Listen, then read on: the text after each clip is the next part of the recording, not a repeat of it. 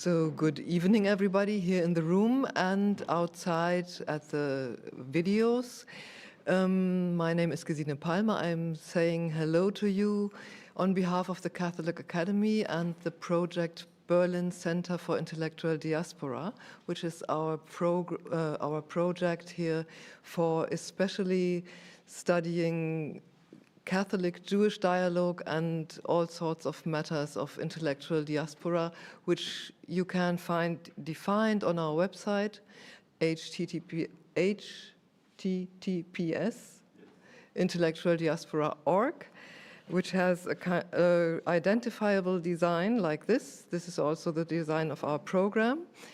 And we are very, very happy to host these days the International Society for the Study of European Ideas, which is a society founded in Israel in 1984 and has had a lot of conferences. This is the 17th conference. It is comparatively small-sized but very well selected. Very kind people come together in order to discuss the question, the role of the intellectual in times of turmoil, ways of looking at Europe's troubled geist. And the really interesting thing about it is that Europe's geist or spirit is being looked upon basically from outside in a way. We have people here from Israel, from Australia, from the United States, from Hong Kong, and from several other places, from Brussels, also from the inside. But yes, we try to get everybody in touch with everybody of those who come here. And tonight we have the great pleasure of having Laurie Johnson. But before I introduce you to Laurie Johnson, I ask Professor Michael Brumlik to say some words for our project. Thank you.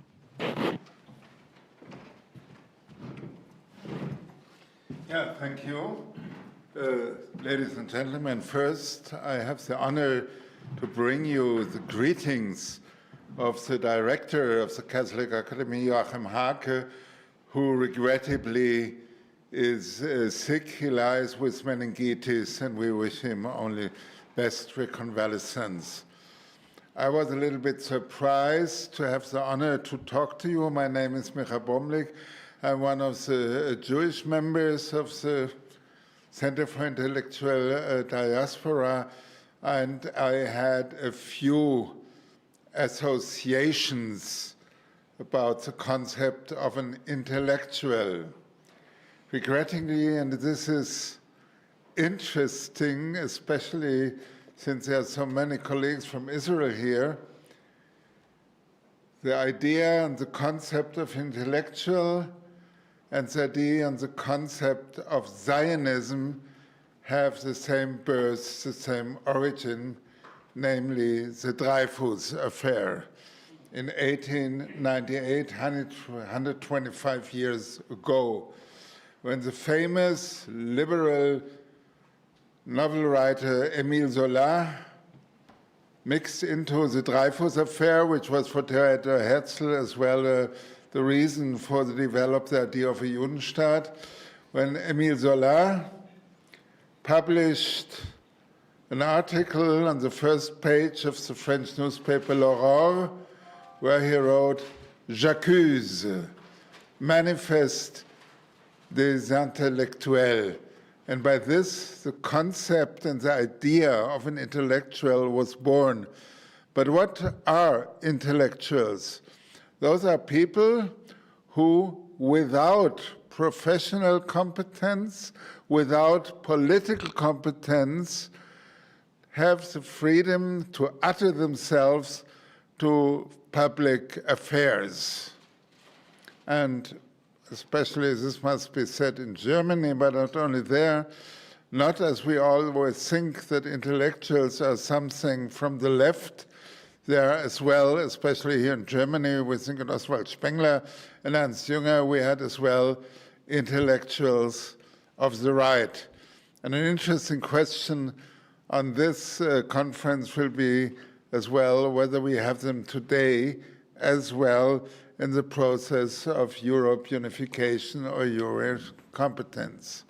So, in commemoration to Émile Zola, and the strange thing that Zionism and intellectualism have the same offspring.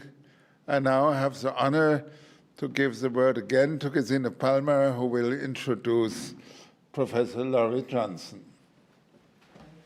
So much. I'm going to speak from here now. And I'm really very happy that Laurie Johnson made it. She is Professor of Political Science and Director of the Primary Text Certificate at Kansas State University and Associate Faculty Editor of Life Ideas Undergraduate Journal. She's the author of 7 books and numerous book chapters and articles. Most of her work has involved developing a thorough understanding and critique of classical liberal theory and includes works on Hobbes, Locke, Rousseau, and Tocqueville. Her most recent book, Ideological Possession and the Rise of the New Right, The Political Thought of Carl Jung, was published in 2019 by Routledge, the journal, the publisher, which also is the publisher of the journal from ISEI, from the International Society for the Study of European Ideas, who is also editing the journal, The European Legacy with Routledge, by the way, be it mentioned. So,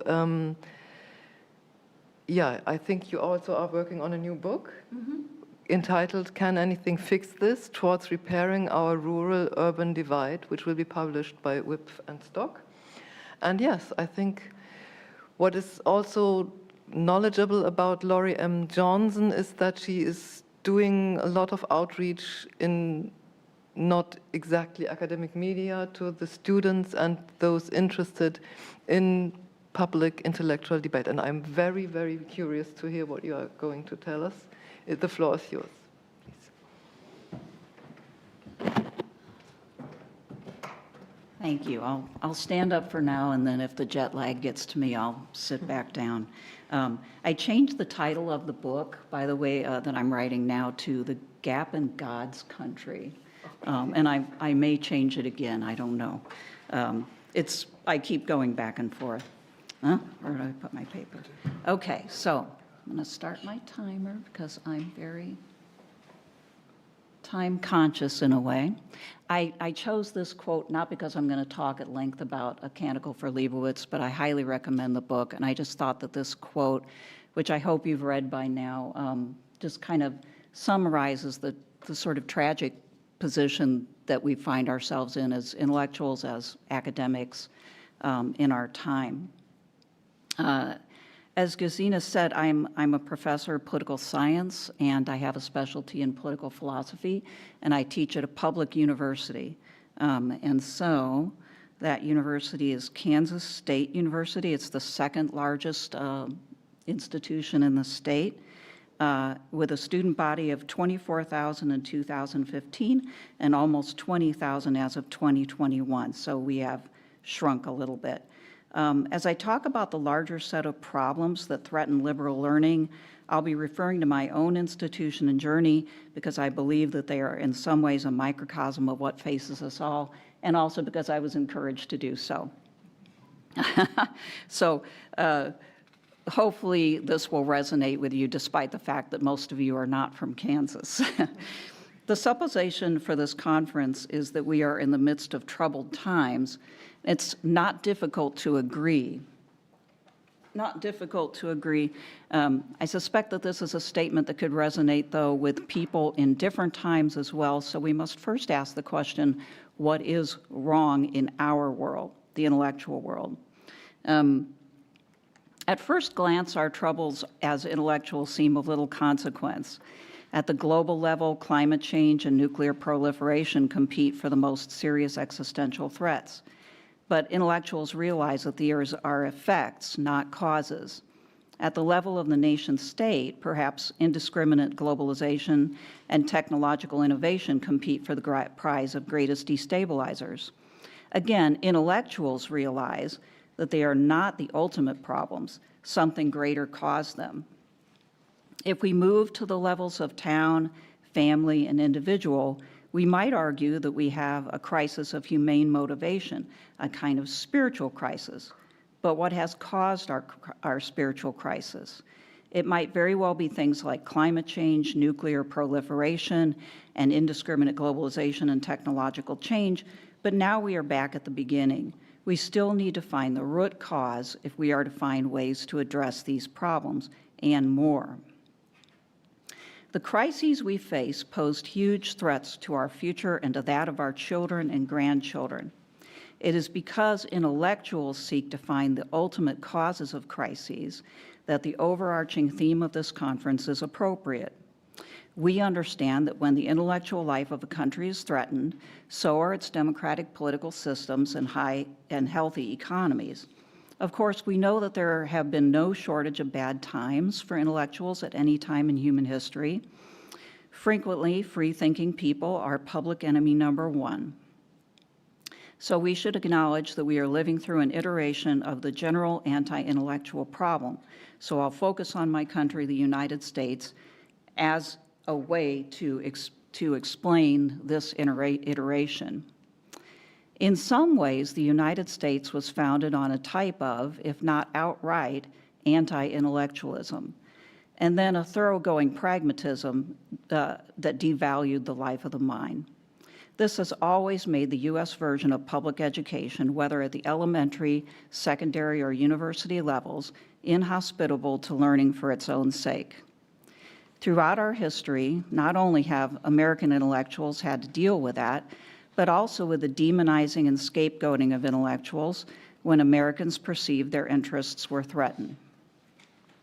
Recall the McCarthy period when university professors, writers, actors, artists, poets, journalists, Jews, gays, etc., were targeted as communists and canceled or worse. Plato knew that all governments in which the wise did not rule would target philosophers. By their very nature, intellectuals routinely question everything. They can support stabilizing institutions, but much of the time they do not. Even when they do lend their capabilities in support of stabilization, they remain aware that what they're doing is partial, a compromise with the truth for some supposedly greater good. But those in power know that even those good philosophers retain the potential for the subversion of the status quo. They are right to be suspicious. Intellectuals are socially dangerous, but societies stagnate without them, especially modern societies, because they thrive on innovation and change. In the United States, we are witnessing a particular absurdity in which Republican elites encourage the Republican masses to harass and cancel professors and journalists that they perceive as elites. And we are beginning to see the type of cultural and political senility that results from a prolonged campaign against the freedom of American thought leaders. As a professor at American University, I've always had to justify my position by extolling the practical impact of what I teach. Will my students find jobs faster? Will those jobs pay well and have a growth potential? I am sure all of you could formulate a list of practical benefits of a liberal arts education because to a certain degree you have all had to do just that. However, jobs are not the only important reason for higher education, even if my society treats them as such. Perhaps even Eric Voegelin, if he were alive today, would recognize the current bourgeois attitude towards the ultimate questions of truth, beauty, and goodness as another instance of the foreclosure to the transcendent questions he once recognized only in socialist Soviet propaganda. Quite obviously, the United States is experiencing a precipitous decline in constructive citizenship. But even after January 6, 2021, it is still unacceptable to say that citizens who have to grapple with history, philosophy, literature, and the arts will understand better what government is for and think in terms of the longer view and the common good. Increasingly, Americans see higher education much the way they want their museum visits.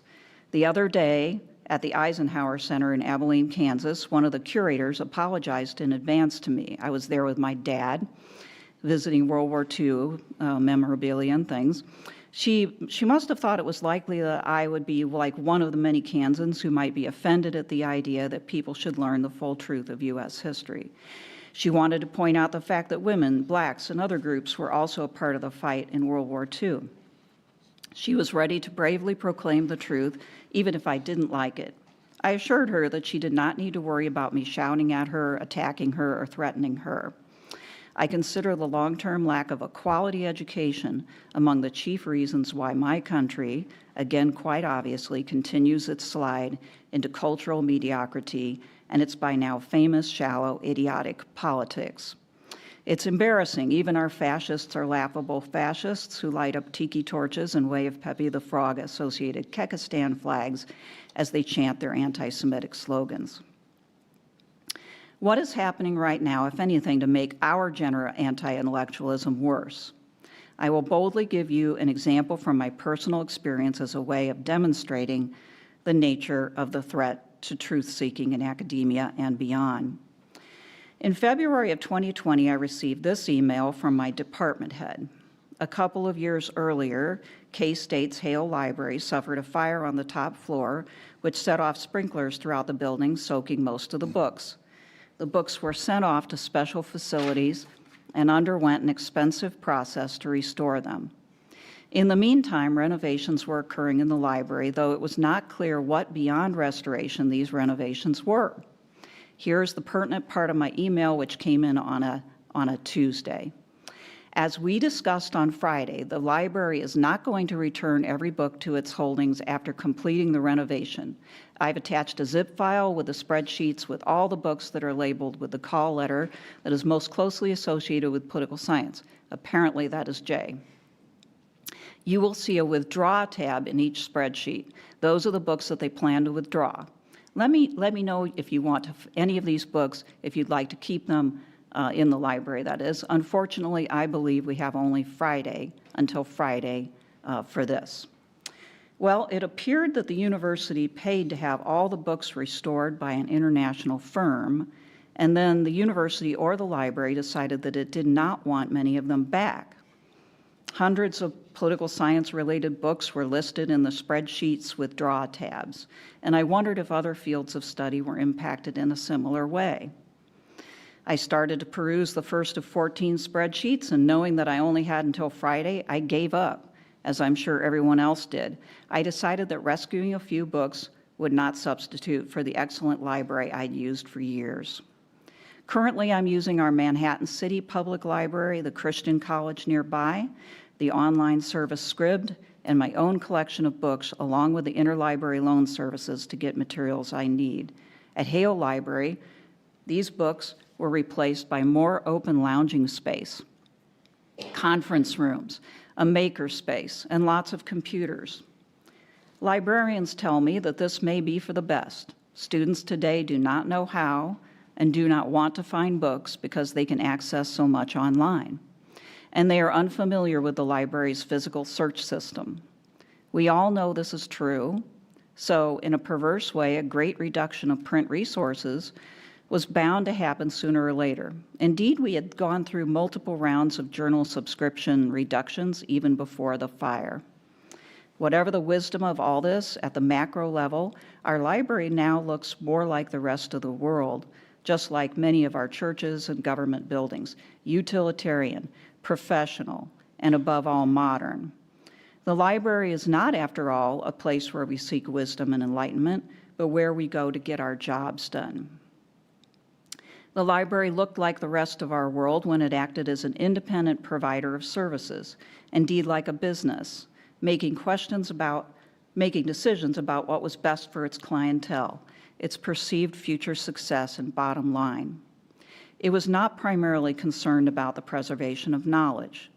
This is the general atmosphere in which I have been working for a while. I have learned that if you follow the money, you will detect the problem, as mundane as that sounds. The university's operations are increasingly based on a neoliberal business model, and that means that it makes little sense to even refer to it as a singular institution. Instead, it comprises a hive of independent worker bees, but often with a lot less precision and purpose than a real beehive. At K-State a few years ago, accounting was abruptly centralized, creating waves of resignations and destroying institutional memory. Over a longer period of time, more university functions have become their own entrepreneurial businesses, conceiving of themselves as operating in a free marketplace in which they must compete not only with external actors, but also with every other department at the university. Departments use chargebacks for services that used to be simply shared. Many services are outsourced, even though there are internal resources available, because external providers are cheaper than obtaining the internal services. Here are a few more examples of neoliberal fragmentation at my institution. This is a litany, in a way, okay? Departments contract with the university's Information Technology Assistance Center for maintaining their computers and other equipment, much of which they have purchased with funds they have raised. If academic departments want phones for their faculty, they pay for them from their own budget, so our department has just one in the main office. Realistically, this means that faculty use their personal phones for official business, which is the ideal example of outsourcing. The university motor pool charges departments for the use of university vehicles. K-State's core online teaching interface was outsourced long ago, even though our own personnel had already created one and had the ability to upgrade it. Our town's local private fitness center, Genesis, now hosts our swim classes. The university was no longer willing to pay to fix the building and maintain our Olympic-sized swimming pool after a section of the building's wall fell off. That's the outside. I'm not sure how it affected the inside. So, if it sounds like I'm a bit frustrated, it's because I am. It feels as though the university is schizophrenic, because it is. Responsibility is diffused over many units, all operating as independent entrepreneurs, ever more responsible for their own funding. Certainly in these conditions, who can think about what is true? Who cares about the ultimate cause of things? Who believes that we really play a role in solving the wicked problems of our day? Do we really want to solve them at all, or does our continued existence depend on going unresolved? I would argue that this organizational confusion is more and more prevalent throughout our society in all areas, public and private. It represents the long-term unintended consequences of the Reagan-Thatcher era push towards budget cutting, devolution, and privatization in the name of efficiency and economic growth. Budgets for public universities have been cut to the bone, resulting in major reductions in programming, and in some cases, the entire elimination of departments. Kansas universities are largely funded by student tuition and by the donations and grants that they can raise, not by state funding. Budget cuts and the constant pressure from our legislature and the Board of Regents to become more like the iconic businesses we adore have led to this decimation. Secretaries, janitors, and tenure-track faculty seem to shrink in tandem. Neoliberal policies were sold to us as a means of efficiency and thrift, but they have led to a great enlargement of governance diffused over many agencies, often now in the private sector, which has actually become a de facto arm of the public sector. It's contracts and subcontracts all the way down. As a result, there is much less transparency and accountability to citizens. Ironically, these moves were supposed to make the liberal individual stronger, but they have actually made him almost completely powerless, lost in a maze of public and private organizational actors that are impossible to meaningfully engage. Think your latest experience with a customer service center. This is the malaise of neoliberal fragmentation. Its symptoms of technical rationality and diffused responsibility create a dehumanized atmosphere in which unethical outcomes simply happen. It is particularly hard on the liberal arts, which still weakly represent the search for higher motivations and values. The original goal of a university was to foster knowledge that could enlighten the world. Now the university has been remade by the world into a big box store of credentials. This is the atmosphere in which our students are educated, and it is the mirror image of the arena into which they emerge to look for work, an arena in which automation is becoming more and more dominant, leading to radical insecurity. Let me spend just a little time on the larger technological and economic forces putting pressure on Americans and making the question, why should I get a university education, increasingly reasonable. While automation has shrunk the need for manual and intellectual labor alike and has given many of us more flexible hours and working conditions, the negative effects on our workforce have included a decrease in full-time jobs and job security, and an increase in monotonous, dehumanizing labor. Artificial intelligence will accelerate this phenomenon for those involved in previously solid jobs in the technical fields and in the so-called managerial elite. For many, automation is leading to an uncertain retirement. Workers in the new economy, even if they are highly educated, often do things that are not challenging and involve less real and meaningful interaction with other people. More and more of them are classified as contractors by vectoral companies who do not want to assume any degree of responsibility for their health or retirement. As consumers, our students go into the world conditioned to buy more than they need and to go into debt to do so. Because of this, many of them will be plagued at every stage of their lives, not just by student debt, but by accumulated consumer debt fueled by the receding dream of the ideal middle-class lifestyle.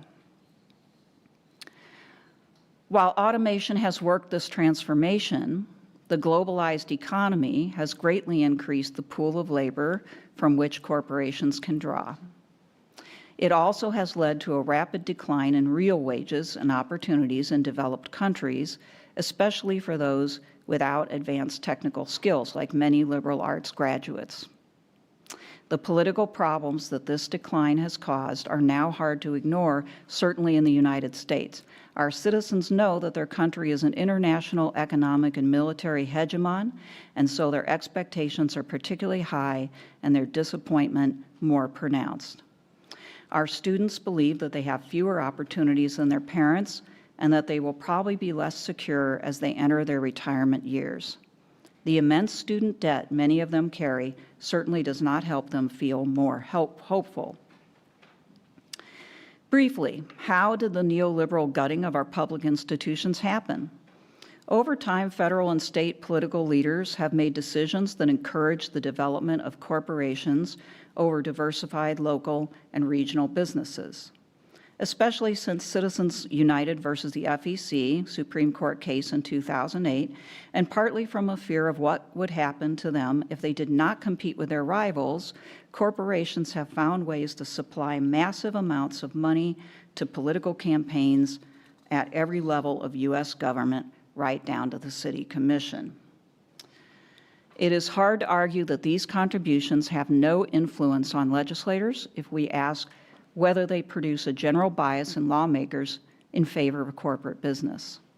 In other words, the effect of all that money produces a pro-corporate environment. At a bit deeper level, some critics are fond of pointing out that liberal Democrats have done very little to stop the trends that have led to economic and cultural inequality in the United States. Despite their political rhetoric, harsher critics argue that the left has literally abandoned its fight for the poor and working class in favor of engaging in ideological battles that are easy to manipulate in our media. Conveniently, with culture war issues like abortion rights, gay and transsexual rights, and other morality issues, success for Democrats and Republicans alike is always just beyond reach. If the left has abandoned its chief goal of actually solving economic inequality, it is because Americans on all parts of the political spectrum have retreated into largely therapeutic talk about cultural inequality rather than meaningful action about either economic or cultural inequality. For average citizens, the culture war arguments in our media are like figures on the wall in Plato's cave. They are theater, but they rarely impact them directly. While ordinary citizens might have attended a university, they are not working at one, nor are they working in a high-level corporate office. They are in jobs with less prestige, but they still want to feel a part of the national spectacle. And they take sides as though battles over issues like critical race theory or cancel culture actually affect their daily lives. The utilitarian education American universities now provide them simply helps maintain this situation. Graduates do not, on average, have the depth to realize the difference between political theater and substance.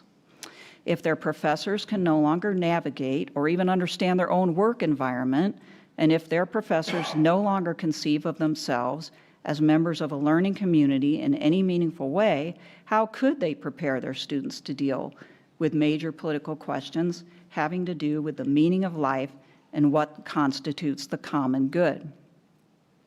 The complete replacement of the four-year degree with technical information and artificial intelligence seems imminent.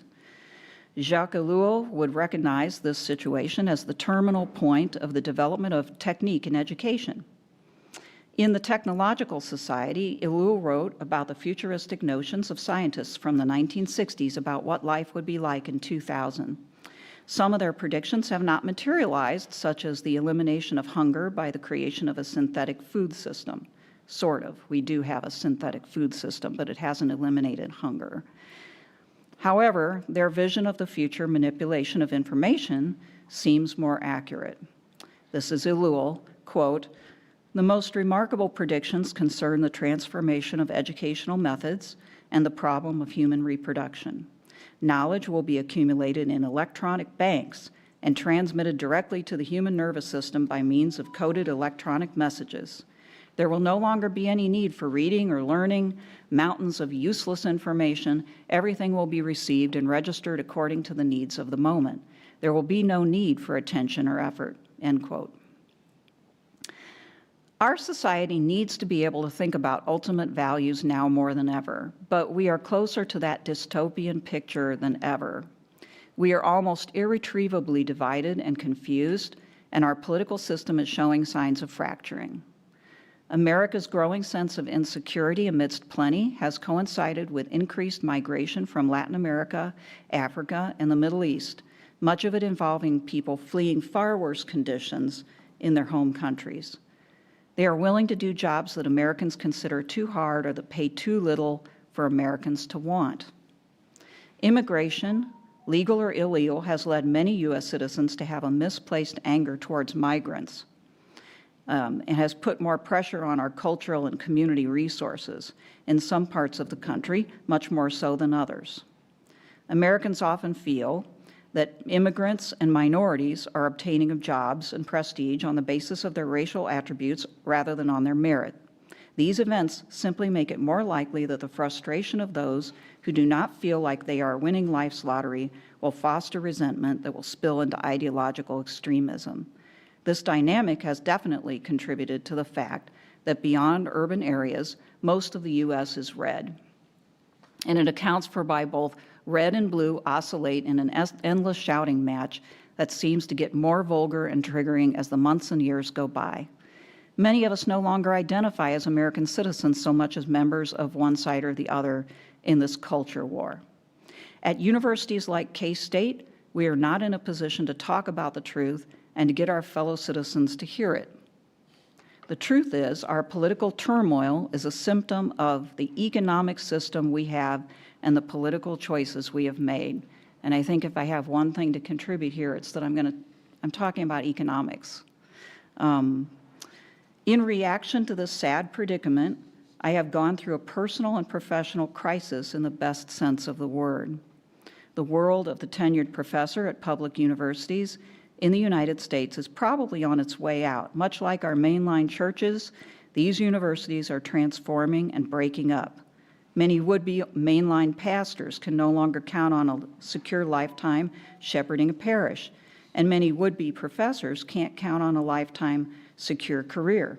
I am one of a dying breed, and as with the crisis in mainline Christian institutions, there is a feeling of great loss, but also hope for the reemergence of the real reason we are here, the real reason we decided to give a good part of our lives to learning instead of following Callicles' advice to be practical and engage in business.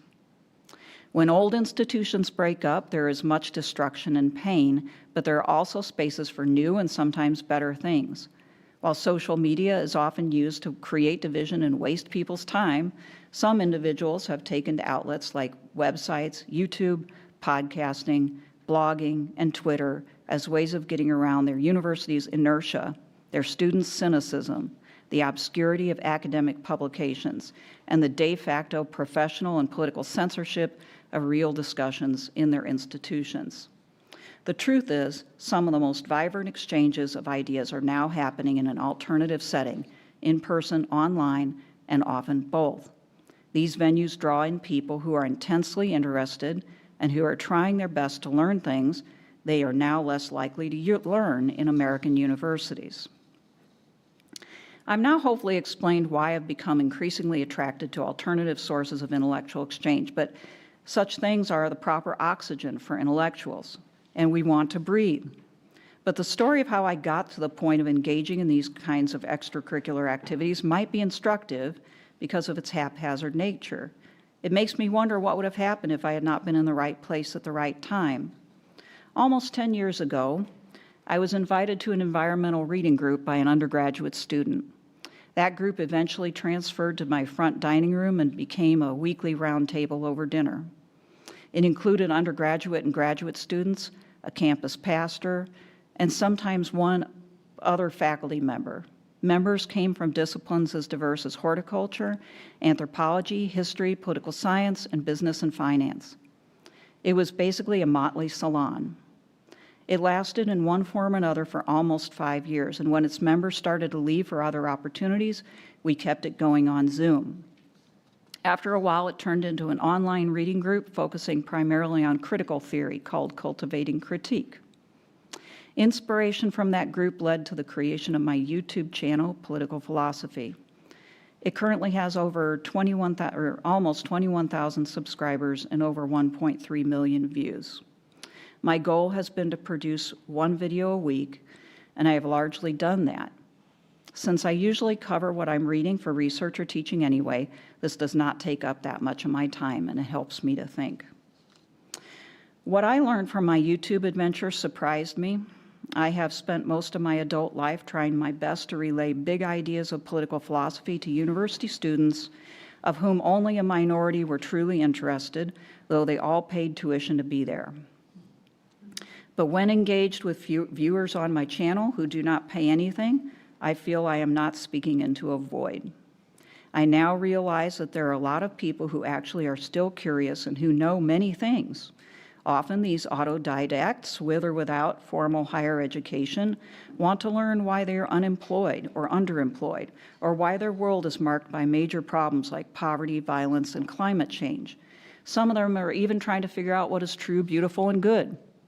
Speaking only for myself, the reading group, and my freer and more interesting interaction with the public and with colleagues beyond my university has been a major motivation for me contributing to the development of the Morin Academy. The Morin Academy is literally a brainchild of the ongoing dialogue over the course of 8 years in and beyond the initial environmental reading group. The founders of the Academy all come from that group, but we are now taking on our first instructors beyond this group. The Morin Academy aspires to be a real resource for those concerned about the environment, its intersection with politics, economics, and religion, and those in the Catholic worker movement and beyond. How did we get to the idea of naming our online alternative after the founder of the Catholic worker movement? Okay. How did we name it after Peter Morin, one of the co-founders of the Catholic worker movement? That inspiration came from one member in particular who now with me co-hosts the podcast Dust Bowl Diatribes. Over the years, I had discussed with him Catholic social teachings and the irony that many U.S. Catholic churches did not actively convey those teachings. I guess it's about time for that slide anyway. Okay. He learned about the Catholic worker movement and became attracted to Morin's general framework of cult, culture, and cultivation. Morin and Dorothy Day, who is now being considered for sainthood by the Church, did their works of mercy during and after the Great Depression. They argued that people should learn what the church really taught and then try their best to live that out. To that end, they should understand what is wrong with society: oppressive government, brutal capitalist economics, the war machine, addiction, violence, poverty, and discrimination, and actively work against those ills, not only by protesting, but by providing alternative ways to live. Morin and Day created houses of hospitality that fed, showered, clothed, and sometimes housed the homeless of New York City and beyond. Morin strongly believed that ordinary citizens needed to be engaged as a counterweight to socialist attempts to organize the U.S. working class, and as a way of bringing back the kind of labor organization that he imagined existed in the medieval guilds. While I do not share Morin's categorical rejection of socialism, nor his romanticism about guilds, he was correct in informing people that the church's position on labor was never pro-capitalist and that the church's position needed to be seriously engaged. He proposed the use of roundtable discussions for the clarification of thought to bring the church's positions, along with critical economic and political ideas, to the people. These proposals fell under his categories of cult and culture. Then, as a part of his church-inspired distributism, which is an economic third-way theory, Morin felt that many of the working class currently unemployed in cities would be better off on communal farms, which, yes, does sound scary. He envisioned these farms in which workers would be scholars and scholars could be workers. He tried to start one which limped along but never really achieved his vision due to the predictable problems of human nature. This and a general appreciation for manual labor and direct production of food fell under cultivation. The co-founders of the Morin Academy could all agree in general on these three emphases, modified for the realities and problems of our day: cult, culture, and cultivation, the importance of religiosity in people's lives, learning without class barriers, and concern for agriculture and the environment. Even though Morin's ideas, taken on their own, might seem a bit too systematic to apply to diverse humans at various stages of development, when applied to evolving conditions and current events, they serve as a general framework. And even though members of our group come from diverse religious and educational backgrounds, we can agree that part of our modern predicament is that these three areas do not get discussed and experienced together. My YouTube channel came under the Morin Academy at a certain point, as did our Dust Bowl Diatribes podcast. I had done an independent summer seminar on Christian anarchism and distributism in 2021 and 2022, and those and future classes from me got folded into that stew. I've co-taught a course with a former student, Jacob Honshu, on agricultural biotechnology and the information economy, and a short class by me on Pope Francis's environmental encyclical Laudato Si. We're going to be offering classes on Wendell Berry, The Unsettling of America, and the Religion of Technology coming up. We have two reading groups. One is meticulously going through Capital One, Karl Marx, and we also have a communio theology reading group, which has just started up and circles around the Communio Journal. So this is our first year as a nonprofit organization. I'm the president, which I didn't want to do exactly, but that's, I am the most qualified, I guess, from the world's perspective. So I have no experience with nonprofits, but it doesn't seem that hard. We currently have 50 subscribing patrons on Patreon, and we are breaking even in our meager income and expenses. And we're so excited about being able to do this with each other and with our patrons that it does not feel meager, it feels huge. Arguably, the jewel in the crown of this whole endeavor has been the Pope John Paul II Catholic Worker Farm in Kansas City, Missouri. Morin co-founders Spencer Hess and Emily Larner run this urban farm, homesteading, creating living space for guests, and demonstrating the best practices in local diversified agriculture. The JP2 farm is a real-time experiment in what is possible in the way of cooperation, especially amongst Catholic Christians in the Kansas City area.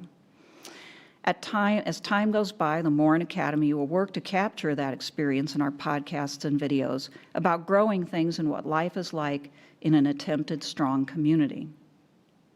I can say without hesitation that this type of activity has been good for me, for my mind and my scholarship.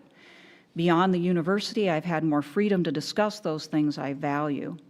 I can openly advocate for what I consider true, even if I venture into religious and spiritual domains, which I do on a regular basis.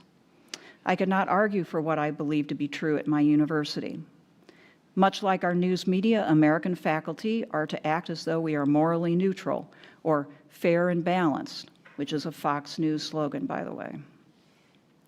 I am very good at this posture, but it is inherently dissatisfying as a mode of communication, particularly for someone engaged in political philosophy, which is about how we should live. In my activities beyond the university, I can present myself as I truly am and act as though the ideas I think are important are actually important. I am relatively free to offend, though in our online formats, the aperture appears to be closing a bit on wide-ranging discourses due to our infamous culture wars. Is all this really a good alternative to a thriving university setting in which intellectual exchange is the norm? What am I doing? What am I doing? What I am doing, yeah, what I am doing promises to save me and others from being sidelined by a system in which intellectuals are rocks in the gears. But is this system itself repairable? I guess that previous faux pas was particularly important because I'm being recorded, so. It would be better if universities remained the primary home of intellectuals, places where the conversation and expression that are at the core of civilization continued unabated and free. But American universities are being hit by severe underfunding, loss of mission focus, lack of standards, diffused responsibility due to neoliberal bureaucratic bloat, the tendency to see students as mere customers, rampant student cynicism in response to economic pressures, and the undervaluing of the humanities faculty and faculty generally.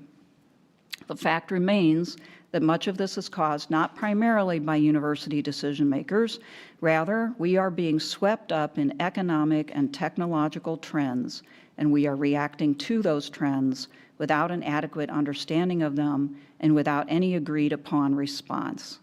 This is because our society is closed to thinking about what we should do, not just to what we can do.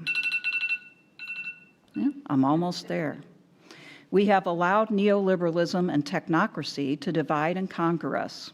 At this juncture, intellectuals within and beyond the university's walls should think with each other and educate their citizens using whatever means they have at their disposal. Because of the severe crises we face, and I place climate change and nuclear threat as the two chief ones, we can no longer afford to play it safe. Thank you.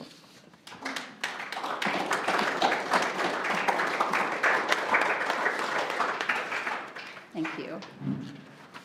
Well, wow. This was really amazing. We have lots of American guests here, but I think we never had somebody who would express so clearly a grief concerning the decline of state university systems. And it was in the first part of your talk, to me, sounded really like a funeral speech, actually, on the humanities in the university system, and then you open up an entire landscape of an alternative to this kind of education, and even in the end voted for it would be better if the universities were these places again. Mm-hmm. I can only say, wow, thank you again. And I think, yeah, I look around, maybe we allow for some questions. Mm-hmm. Yeah, we have Larissa is going to bring you a microphone if needed. Ido? Okay.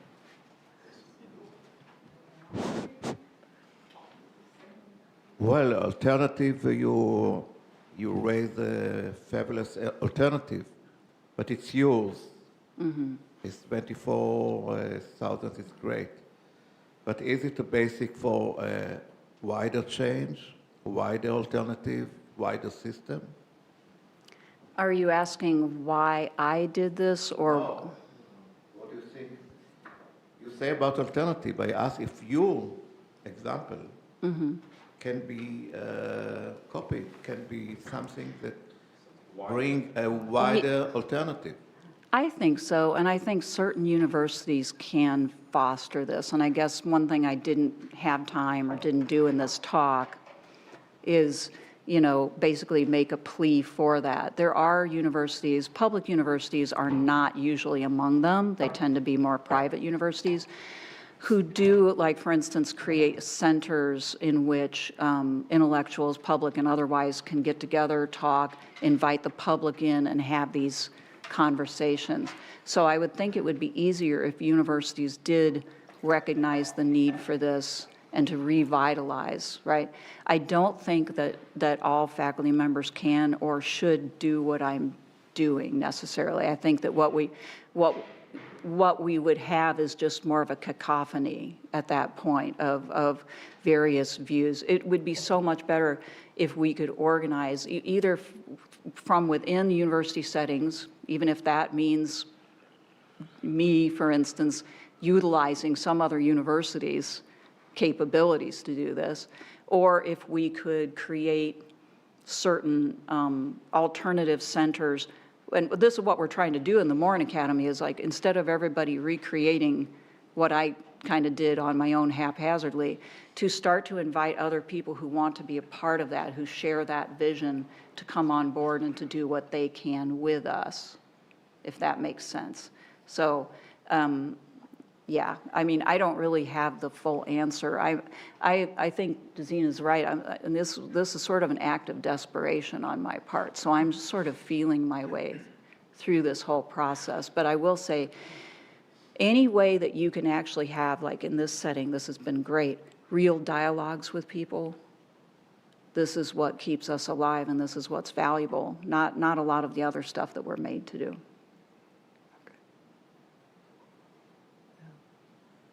Thank you very much. Thank you very much. This was really fascinating and extremely interesting. You mentioned the warning of universities, and you mentioned the internet. Do you think that the developments in the internet might take the place of universities if this process continues? I mean, we didn't always have universities as we know them today. Right. Maybe in the future we will not have universities as we know them today. Do you think an alternative might be, maybe electronic alternative like that, might be as good and fulfill the void that now receding education in universities will leave open? Thank you. Yeah, maybe, you know, before we had this, in the United States anyway, we had this influx and growth in our universities at post-World War II. And we had, you know, during that period of time in the 50s and 60s and beyond, you know, we had a real need for more and more people to be educated in a university setting because of the types of jobs that they were going to get. Now we are entering a period of time, like I alluded to in my talk, where many jobs really do not require a 4-year degree, and in which the training is perhaps more technical in nature for doing those jobs. And so, you know, what were universities for before? They were more for intellectual exchange and for the development of ideas, and for the life of the mind. And really, it would be good for the students and everybody else to experience education in that way again.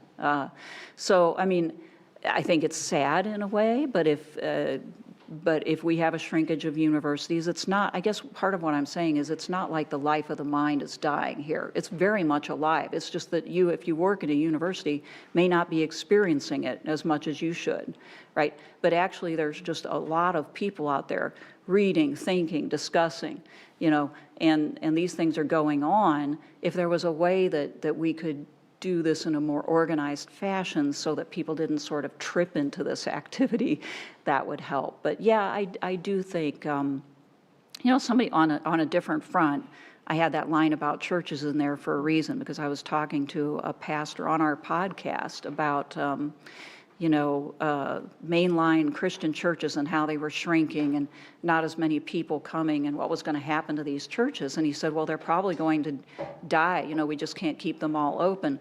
But we may have better Christians as a result, you know?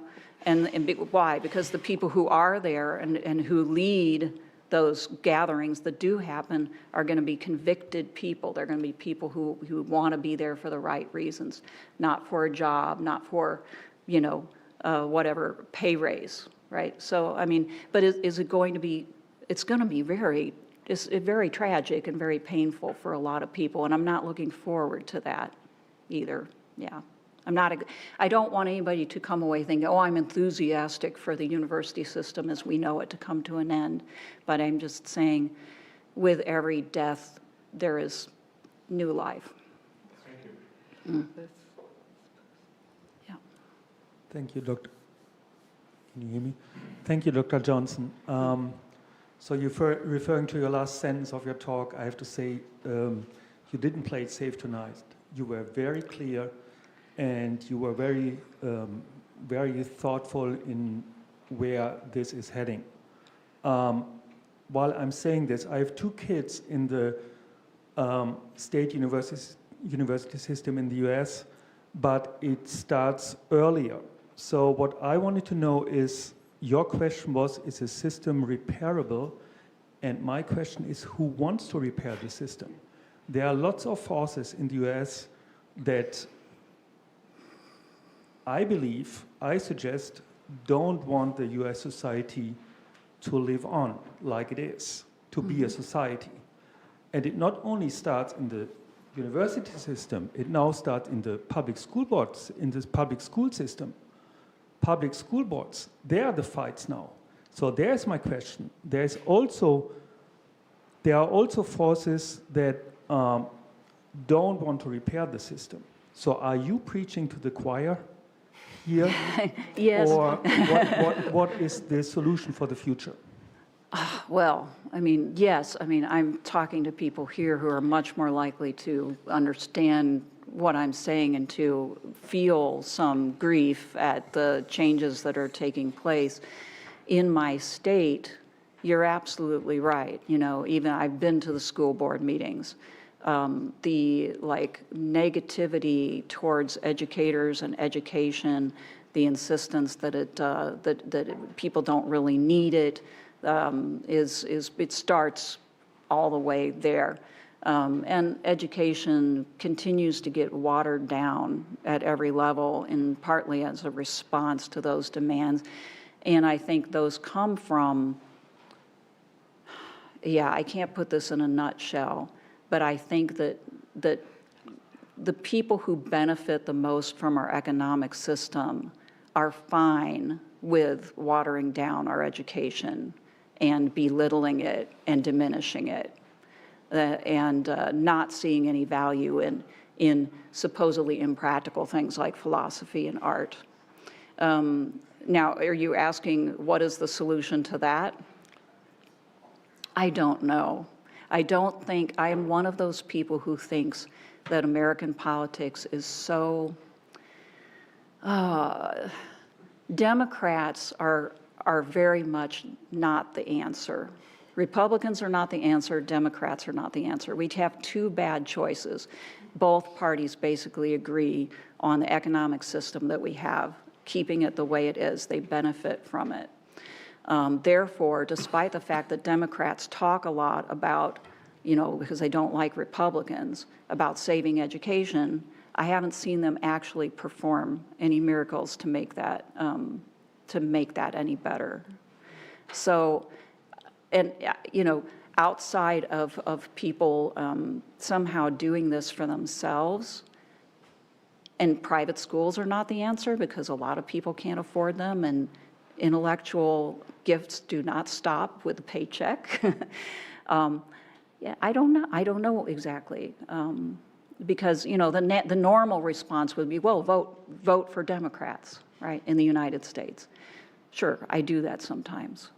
But, I haven't seen it actually pay off, though there's an awful lot of shouting and name-calling and drama. I don't know, does that make sense? Thank you. Yeah. If that's not the answer, then probably nobody is the answer. Yeah, right. I wish I had some sort of magic, For my own son, I have one son. He's 25 years old. I made sure but see, I'm a parent who can do that. I made sure he knew literature, that he knew how to read at an early age, that he appreciated music, art, poetry, et cetera, et cetera. I did all those things. He's better off for it. But, most people don't have parents who can, or, they don't have the time. So, to say that, well, we can all do it for ourselves, no, we can't. And I don't, it's sad. Something else is going to come out of this. And like I said, a lot of people, after they get out of college sometimes, go ahead and educate themselves. But, Yeah, thanks. A strange coincidence. We are here at the Katholische Akademie, and listening to your lecture, I had the impression that you somehow prefer the Catholic social doctrine, die katholische Soziallehre. Yeah. And until now, I've never met an American. It's not Rawls, it's not Sandel, it's not any liberal theory, but ausgerechnet the Catholic social doctrine. Could you a little bit explain why? Sure, and how you yeah. came to it? Oh, yeah. So I converted about 20 years ago, and the main reason I converted to Catholicism was just because I got so tired of fighting about, every little moral issue, that even if I didn't completely agree with the Catholic Church, it was nice to just have some peace and quiet for a change. But I didn't know about Catholic social teaching, and I did not learn it in the 20 years I sat in the pews as a Catholic. It was never discussed, whether it was the environmental or anything other than the pro-life issue. That was the only thing that would ever be brought up in church. But at some point, and part of it was getting involved with the folks I talked about in my reading group and their interest in religion as well, I started reading it on my own, and I thought, oh my gosh, if only we actually read these things, learned about them, and acted on some of them, the world would be a better place. So the Catholic social teaching, for instance, is critical of capitalism as well as communism. But all you might ever hear, maybe, is the critique of communism. But you won't hear the critique of materialism and, other than the castigations about don't be too greedy, right? You don't hear about the economic system, your duties towards other people in the process of your daily life, So this is why I'm still a Catholic, because there are many reasons for me personally to not be. But when it comes right down to it, the Catholic social teaching and the fact that the church at the top does teach what makes sense to me has kept me a Catholic. I see. Yeah, but I do appreciate Protestants too, and I do attend a Protestant church. I do attend a Protestant evangelical church sometimes as well. Okay, thank you. Yeah. Yeah, Victor. Anyone in front want the mic? I will yield my time to Also, Wayne and the young guys. can pick this up later.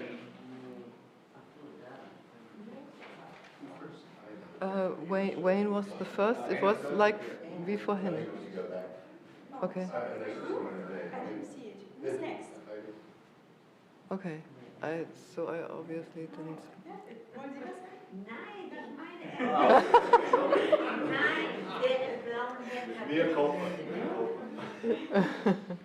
So Laurie, thank you very much for the presentation. And I think when you pointed to the two institutions I won't say in crisis because I think it is an overused term, two institutions in problem, universities and churches. I think they present sometimes surprising opportunities for meeting of minds. Like going into, teaching Catholic social doctrine, which I also coincidentally also teach in my hometown in Macau, which started as a, lay Catholics trying to learn something about it and to live the faith in the public sphere. And eventually the diocese took over, which may not be a good thing. But it also happened in a certain crisis within it, which is interesting because of secularism. So a lot of the Catholic schools, the teachers teaching civics, they are not Catholics. So the bishop wanted them to learn something about what the church positions are certain things. And then they draw on us, lay Catholics to connect. And I totally agree with you, it's a totally intellectually satisfying process because some of these students, they are very well trained. They got masters from best universities, and it's an arena to discuss faith and politics that would not be possible either in a normal university setting or a church setting. So sometimes I think these institutions in trouble, they can generate amazing opportunities when people like you, take hold of the imaginative moment.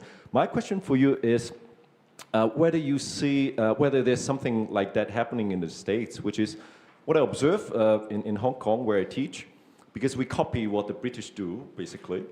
So they have something called the Research Excellence Framework, and at some point they decided, research is not only about publishing and getting grants, but also about impact, social impact. So Hong Kong also copied that a few years later on, and even putting a lot of money into it. So academics like us, from at one point, we were saying, no, don't do all this Catholic social doctrine teaching, is wasting your time, you should work on an extra article. All of a sudden, we're like, go, and get some evidence that somehow our research is making an impact outside academia. This is very odd. On the negative side, it's like trying to get close to policymakers and try to influence them and try to get them to say, Dr. Chung's research influenced their policy making, and then that would become evidence for impact. My question for you is, in the States, is there anything similar that within academia, a push of going out of the ivory tower and making impact in the society, which can also bring some resources to things that you're doing, which I think are truly meaningful? Thank you. Yeah, great question.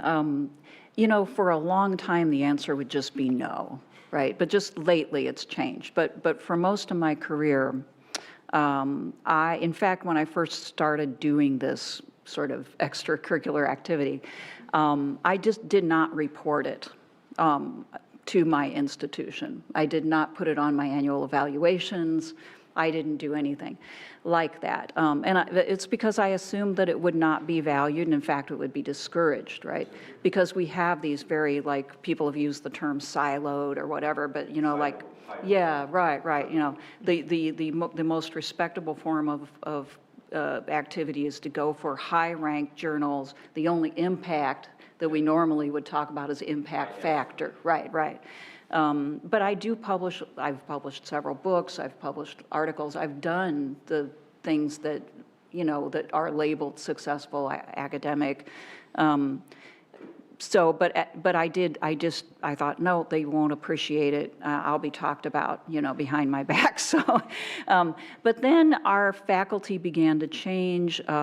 We have more faculty in their 30s and lower 40s now. And at a certain point, it just became clear from conversations with people outside of the official setting that this was not a problem anymore. Right? From their perspective, it didn't matter. In fact, they kind of liked it. And at some point, my younger department head, came back from one of his conference trips and said, "Oh, the guy I was sitting next to at the bar was talking about your, YouTube video and follows your podcast." So now, I report it on my annual evaluations, right? And my colleagues are talking about public engagement, right? And we have just recently added it to our our list of things that you can report on your annual evaluation. It still is certainly not going to be a substitute for, like more mainstream scholarship, right? So we haven't gotten to that point, except for in the field of public administration, where it really can be, because the impact is, I mean, if public administration is about, the direct improvement of, especially in our case, of municipal government, right? So interacting is with them is like fully encouraged. But anyway, I would say that this is just my department. My impression is that my discipline of political science generally has a ways to go on this, and that it is that there is not a great avenue for counting this as academic activity. So I wish that we would do more of that. Yeah. I allow for 2 questions, Simone and Joop, and then I close this official session because we are going to go on outdoors with some wine and something to snack, and so Simone and then Doug.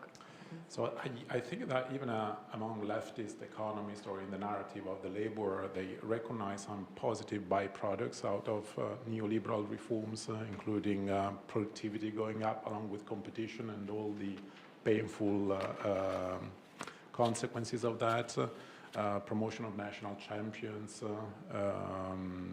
excellency. I wonder whether you recognize any of those phenomena within American university, or you completely discard that, or you don't see that happening in university. And still related to that, and trying to strike a good note for American academia, I wonder where do you place the overall phenomenon of open university and free courses like the Coursera, the edX phenomenon within this broader trend that you see? Thanks. I'll answer the second question first. I think the Open University is a great idea. And I think that, say, Yale and other institutions that do some of that are excellent. It's a great way to communicate with the public, and also a great way to advertise what they do as an institution. On the second question, again, from my own experience, neoliberal reforms in universities create more waste, bloat, and inefficiency. And I'll just give you one example of this, which I think I alluded to in one sentence, but I'll try to be a little bit more descriptive. We changed to a central shared accounting system in about 6 years ago, from a system where every department had their own administrative assistant that did their accounting, all their bookkeeping, to a central system which would supposedly save a great deal of money and make everything streamlined. What happened was that within 2 years, we had 2 more central shared accounting places because they couldn't all handle it, right? We also went through probably 7 or 8 iterations of paperwork and procedure. And in the midst of that, we don't even know where the money is now, okay? Like, I won't go into more detail, but literally there's a tremendous amount of financial confusion, okay? So now we've got to hire a consultant to try to figure out like where we went, right? Yeah, no, neoliberal, right? Now we need a consultant to try to diagnose where we went wrong with our quest for efficiency. And I also talked about the chargeback system, or, each department, charging every other for its services. We would save money. We would save money if we just did our jobs with each other and not, act like we're interdependent or independent entrepreneurial businesses within the university. So it just doesn't make sense, some of these things that we've done in the system that we have.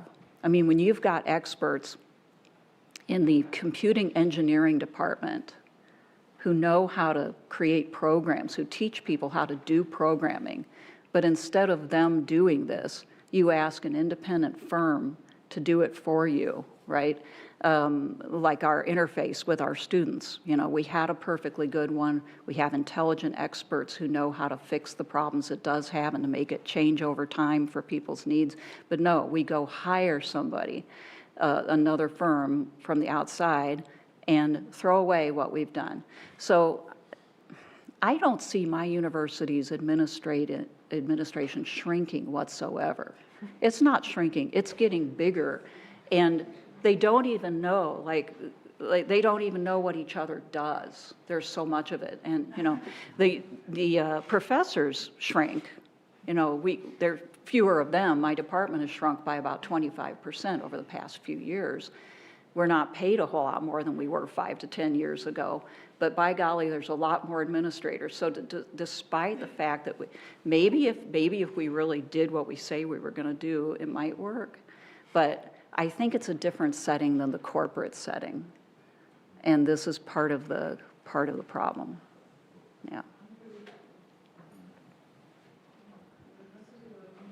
So on the one hand, there's an irony in what you're saying, is that the life of the mind and the humanities is actually thriving at the Ivy Leagues and at the Ivies on the West Coast, like Stanford and Berkeley and UCLA.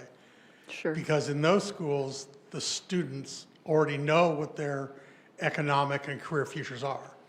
And so they feel free to study what they desire. I teach at a small private institution where they're all first-generation college students, first, second-generation immigrant students. They know they need the technocratic skills to survive in this neoliberal economy. Right. But they also greatly desire what those others are able to get. They want, too, the life of the mind. They want the study of these things. And they ache over and lament over the fact that the structure of the neoliberal economy you're talking about often gets in the way of them doing that.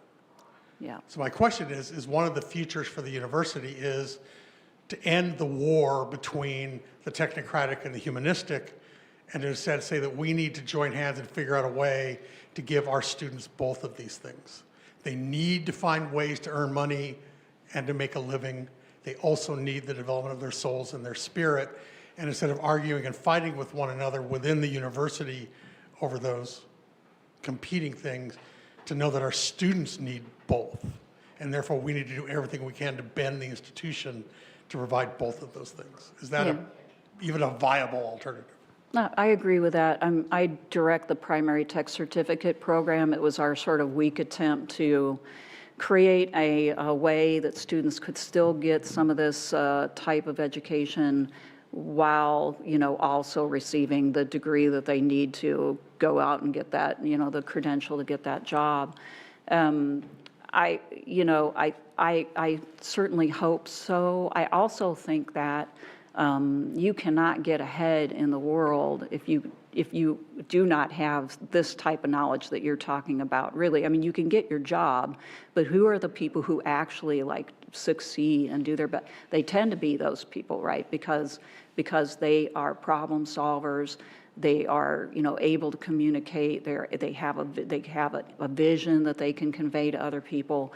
And so truly we are cutting off our nose to spite our face by you know, reducing these, or, you know, sort of downplaying these aspects of an education.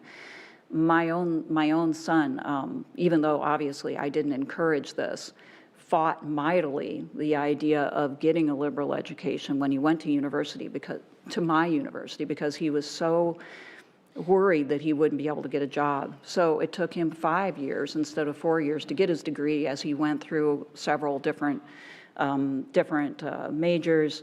He ended up with an anthropology major with an emphasis in linguistics, and then took a year to teach himself computer programming. And now he has a job where he can not just program, but where he can start to move up into, you know, because it's in data analytics, he can start to, you know, get involved more in the social science side of things as time goes by. So even from a practical standpoint, it pays to get that kind of education. I think we're at kind of a low point, and that, I mean, there's always hope that people will recognize what you're seeing. I hope so. Yeah, So this is a very, very good last sentence for an end note. I just can thank everybody for staying with us all the time, for coming here, for a wonderful talk, for Edna Rosenthal for putting all this together, and for Micha Brumlik to welcome us, and for Stefan Seifert, who did all the technical stuff, for Larissa. And yes, she's showing me a box. We are going to serve wine and something small to eat outside, and you are invited to go on with conversing. And we have a box there where everybody who can is invited to put a little money, because also the Catholic Church and the Catholic Academy has some shortenings in budgets, and we want to stay generous. We want to be generous, but we are also happy if you share the endeavor with us. Thank you so much. Have a great evening.